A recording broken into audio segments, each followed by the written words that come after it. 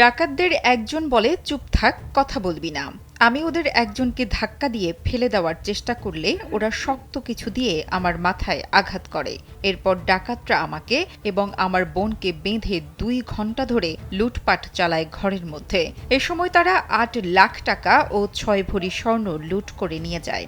মাথায় আঘাতের ব্যান্ডেজ নিয়ে কাতরাতে কাতরাতে এভাবেই কথাগুলো বলছিলেন আবু হাশেম। কিছুদিন আগে আর কি আঘাত হয়েছে, সেই টাকা আর এর ভিতর পরেও কিছু টাকা কানেক্ট করছিল, সব টাকা রাখছিল এখানে।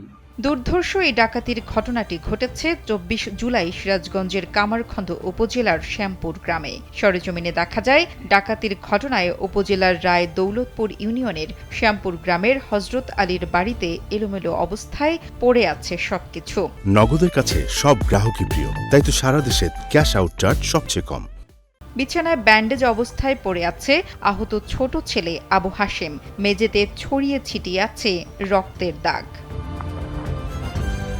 ভুক্তভোগী হজরত আলীর মেয়ে খাদিজা খাতুন বলেন, ডাকাতদের হাতে ছুরি, হাতুড়ি সহ নানা ধরনের দেশীয় অস্ত্র ছিল।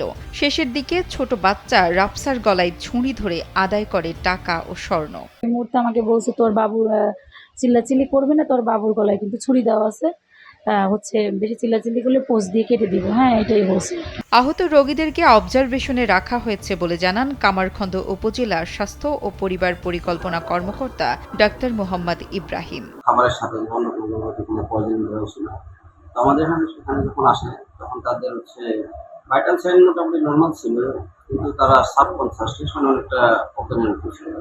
এই মুহূর্তে তাদের শারীরিক অবস্থা ভালো আছে, তবে আমরা অবজারভেশনে গেছি, আপাতত বলতে পারবো না, যেহেতু আননোন পয়জনিং আমরা ট্রিটমেন্ট হিসেবে দিতে পারতেছি না। তবে আমাদের আননোন পয়জনিং ট্রিটমেন্ট সেটা চলছে। কামারখন্দ থানার ওসি মোহাম্মদ রেজাউল ইসলাম জানান, ডাকাতির ঘটনা শুনে ঘটনাস্থল পরিদর্শন করেছেন তিনি। অভিযোগ পেলে নেওয়া হবে আইনগত ব্যবস্থা। অজ্ঞান করে বাড়ির জিনিসপত্র নিয়ে যায় এই ঘটনা। গিয়েছিলাম, আমরা রাতে গিয়েছিলাম। এদিকে স্থানীয়রা বলছেন, চলতি মাসেই শুধু রায় দৌলতপুর ইউনিয়নের তাজুরপাড়া, বারাকান্দি ও শ্যামপুর এলাকায় 4টি ডাকাতির ঘটনা ঘটেছে। এসব ঘটনায় এখন পর্যন্ত 2-1 জনকে গ্রেপ্তার করা হলেও লুট হওয়া কোনো মালামাল উদ্ধার করতে পারেনি পুলিশ। বিষয়টি নিয়ে এক ধরনের চাপা আতঙ্ক বিরাজ করছে এলাকাবাসীর মধ্যে। নুসরাত জাহান কলি, কালবেলা।